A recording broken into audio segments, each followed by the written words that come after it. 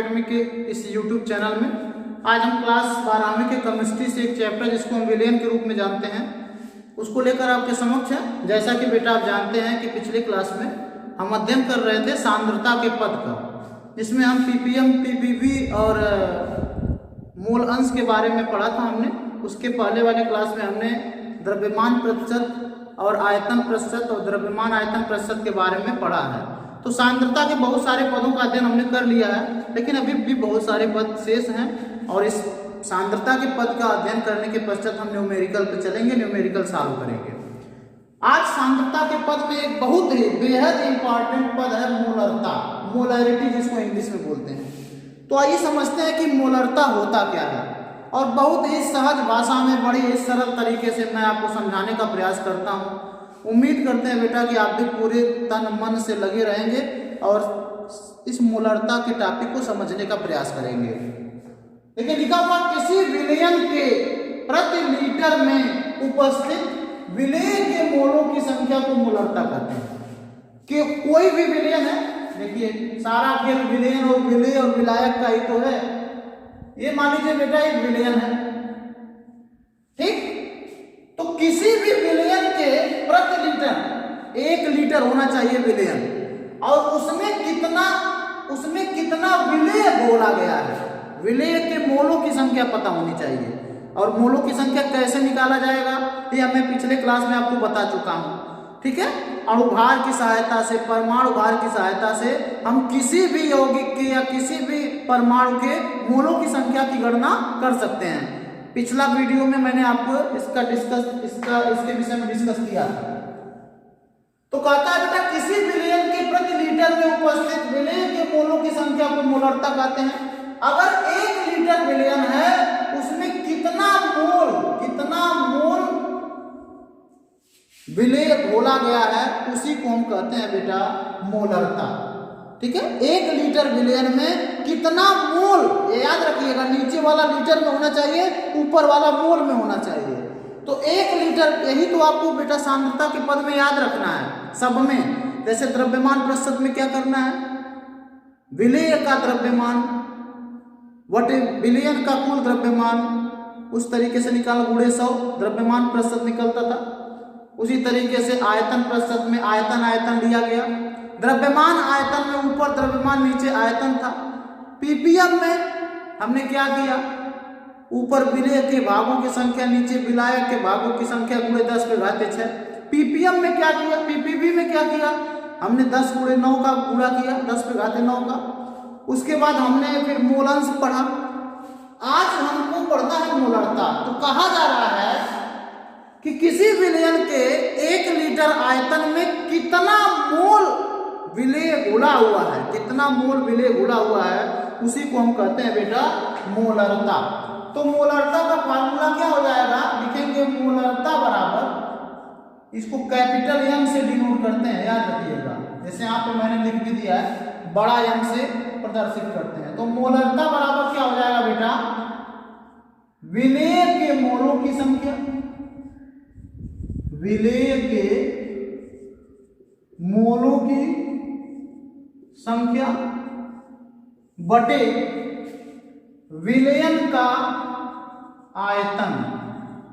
यहां पे द्रव्यमान की बात नहीं करनी है, आयतन की बात करनी है, क्योंकि आयतन होगा तभी 1 लीटर आयतन में ही मोलों की संख्या निकालनी है। तो यहाँ पे विलयन का क्या लिखना पड़ेगा, आयतन, और किसमें, लीटर में। यह भी याद रखिएगा, यहाँ पे लीटर में ही होना चाहिए। तो मोलरता बराबर फार्मूला हो जाएगा विलेय के मोलों की संख्या बटे विलयन का आयतन। यानी कि यहाँ पे हो जाएगा, अगर शॉर्टकट में इसको लिखे तो m इज इक्वल टू हो जाएगा विलेय के मोलों की संख्या Na से प्रदर्शित करते हैं, ठीक है बेटा? अभी आप पीछे मोलंश में पढ़ कर आए हो, Na यानी कि A क्या है, A विलेय है और N क्या होता है, मोल। तो विलेय के मोलों की संख्या बटे विलयन का आयतन V, और यहाँ पे लिखेंगे लीटर में, ऐसे ब्रैकेट में लिखना पड़ेगा।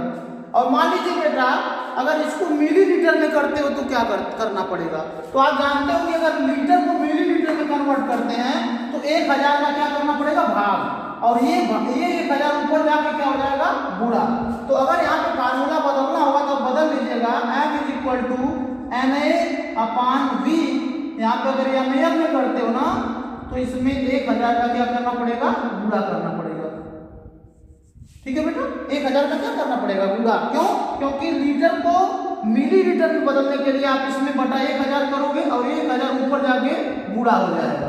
तो फार्मूला ये हो जाएगा कि मोलरता बराबर विलेय के मोलों की संख्या गुणे 1000 बटे विलयन का आयतन ml में। अगर ये ml में करोगे तब, और अगर लीटर में रहेगा तो सीधा सीधा सा फार्मूला है कि विलेय के मोलों की संख्या बटे विलयन का आयतन। ओके बेटा, तो मोलरता समझ गए होंगे आप लोग कि मोलरता क्या होता है। किसी भी विलयन के 1 लीटर में उपस्थित विलेय के मोलों की संख्या को ही हम मोलरता कहते हैं। 1 लीटर विलयन में कितना मोल विलेय घुला है, उसी को मोलरता कहते हैं बेटा। अब मोलों की संख्या कैसे निकालनी है वो पिछला वीडियो आप जरूर देखिए, अन्यथा सब गड़बड़ हो जाएगा। अगर आप मोल की संख्या नहीं निकाल सकते तो एक भी क्वेश्चन सॉल्व नहीं होगा। ये फार्मूला बेटा नोट कर लीजिए आप लोग, और ये परिभाषा इसको भी नोट कर लीजिए।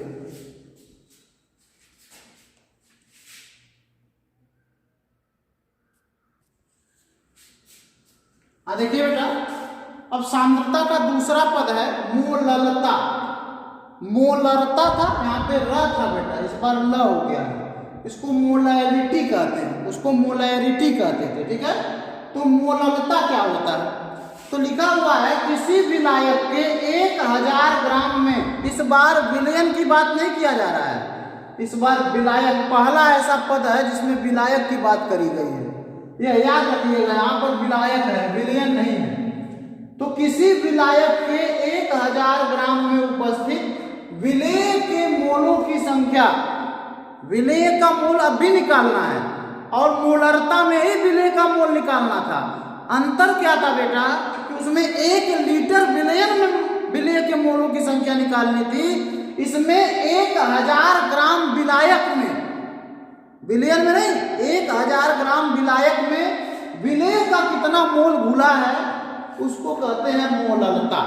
सीधी सी बात है, 1000 ग्राम विलायक में, जैसे पानी है, 1000 ग्राम पानी में, ठीक है, कितना मोल नमक घुला है उसी को कहेंगे मोललता। याद रखिएगा, 1000 ग्राम पानी लेना है, अगर विलायक की बात करें तो पानी विलायक है। 1000 ग्राम विलायक में विलेय के मोलों की संख्या को हम कहते हैं मोललता। फिर से 1000 ग्राम विलायक में, विलयन नहीं विलायक, 1000 ग्राम विलायक में विलेय के मोलों की संख्या को हम कहते हैं बेटा मोललता। क्या कहते हैं, मोललता कहते हैं। तो मोललता का फार्मूला क्या हो जाएगा, मोललता का फार्मूला हो जाएगा बेटा मोललता इज इक्वल टू, मोललता इज इक्वल टू क्या हो जाएगा, विलेय के मोलों की संख्या, ये तो वही रहेगा, विलेय के मोलों की संख्या बटे विलायक का द्रव्यमान, विलायक का द्रव्यमान केजी में। याद रखिएगा किलोग्राम में। अब कहेंगे क्यों सर जी किलोग्राम में, क्योंकि कितना ग्राम लेना है, 1000 ग्राम, और 1000 ग्राम में कितना किलोग्राम होता है, 1 किलोग्राम। और अगर बेटा यहाँ पर आप ग्राम करने का प्रयास करो तो यहाँ पे 1000 का मल्टीप्लाई करना पड़ेगा, क्योंकि किलोग्राम को ग्राम में बदलोगे तो नीचे 1000 का भाग देना पड़ेगा, वो ऊपर आकर मल्टीप्लाई हो जाएगा। तो इसका एक फार्मूला होगा कि विलेय के मोलों की संख्या, विलेय के मोलों की संख्या बटे विलायक का द्रव्यमान, विलायक का द्रव्यमान ग्राम में, और गुणे यहाँ पर 1000 का गुणा करना पड़ेगा। ठीक है ना। तो सीधी सी बात है, मोललता क्या है, किसी भी विलायक के 1000 ग्राम में उपस्थित, या किसी भी विलायक के 1000 ग्राम में घुलने वाले विलेय के मोलों की संख्या को ही उस विलयन की मोललता कहते हैं। किसी भी विलायक के 1000 ग्राम में घुलने वाले विलेय के मोलों की संख्या को ही हम क्या कहते हैं बेटा, मोललता। इसको स्मॉल m से डिनोट करते हैं। किससे डिनोट करते हैं बेटा, स्मॉल m से डिनोट करते हैं। याद रखिएगा, इसको स्मॉल m से डिनोट करते हैं। अच्छा बेटा, एक चीज तो हम एक चीज तो बताना भूल ही गए, मोलरता का आपको हमने मात्रक नहीं बताया। तो याद रखिएगा कि जो विलेय के मोलों की संख्या उसको किससे प्रदर्शित करते हैं, मोल से। मोल का मात्रक तो मोल ही होता है, तो मोल प्रति लीटर होगा मोलरता का मात्रक, ठीक है, और मोल प्रति किलोग्राम ये हो जाएगा आपका मोलरता का मात्रक, ठीक है बेटा। तो ये मात्रक भी आप लोग नोट कर लीजिएगा। अब इसको नोट करिए।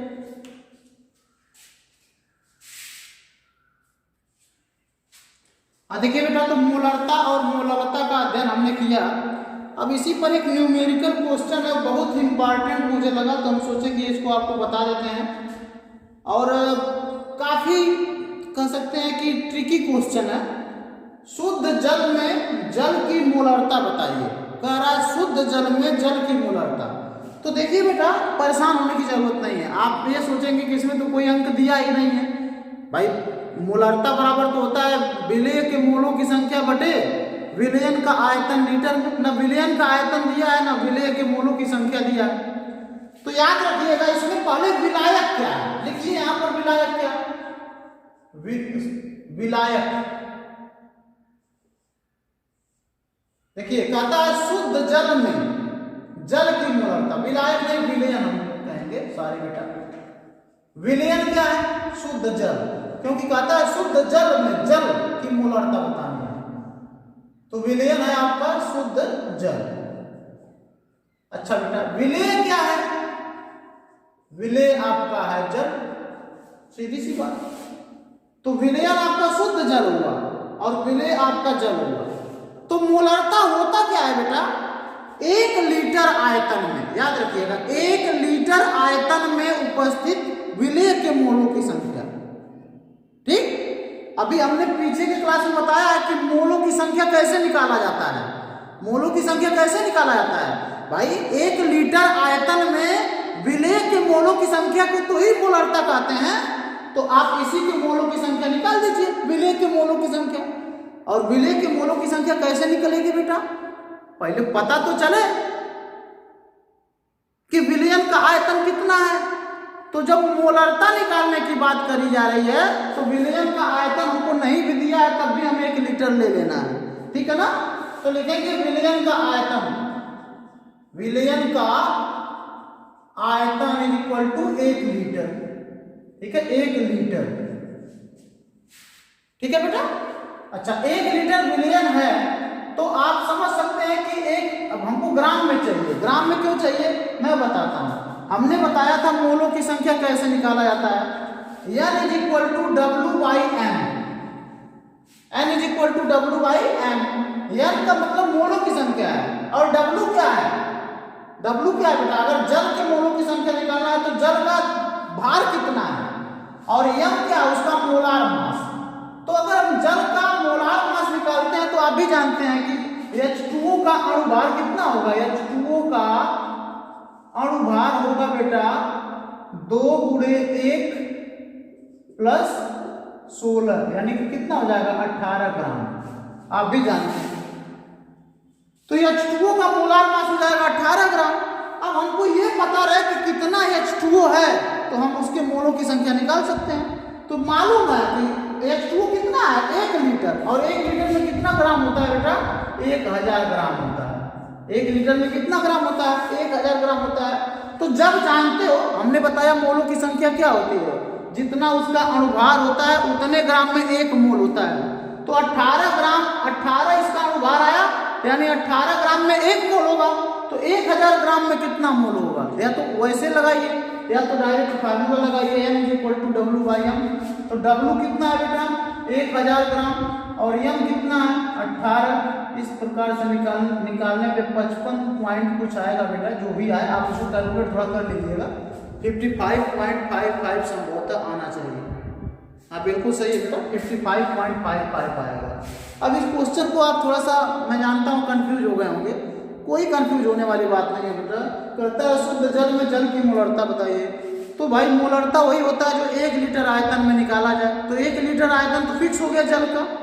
अच्छा, और जल का हमने अणुभार कैलकुलेट किया 18 हो गया, 1 लीटर में 1000 ग्राम हो गया। तो भाई विलेय के मोलों की संख्या ही तो निकालनी है 1 लीटर आयतन में, उसी को तो मोलरता कहते हैं। तो हमने विलेय का अणुभार कितना है 18 ग्राम। और कितना है 1000 ग्राम, तो मोलों की संख्या निकल सकती है, यानी इक्वल टू W/m से। तो बेटा कोई जरूर नहीं कि जो फार्मूला आपको बताया गया कि विलेय के मोलों की संख्या बटे विलयन का आयतन यही लगाएं।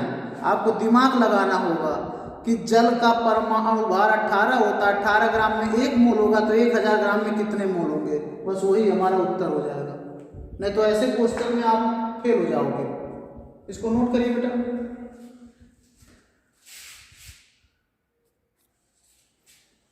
देखिए बेटा, तो मोलारता से संबंधित कुछ और महत्वपूर्ण सूत्र हैं।